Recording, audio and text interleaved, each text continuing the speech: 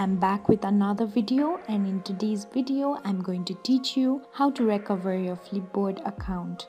For that, open up your Flipboard app on your phone. After you open up the app, tap on sign in with email. Enter your username or email. After that, tap on forgot your password. Choose forgot password or username.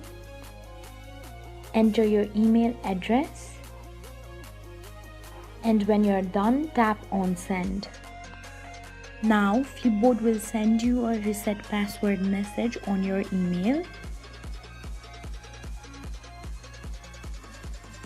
There you can see the option of reset your password. Tap on it.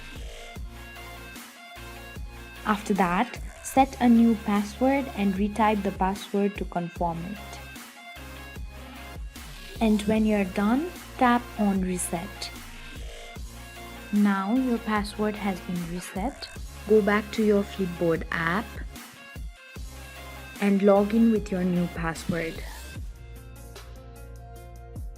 This way you can easily recover a Flipboard account. Thank you for watching. If you like the video, please hit the like button. If you want to see more tutorial videos, hit the subscribe button. And if you have something to say, please leave a comment.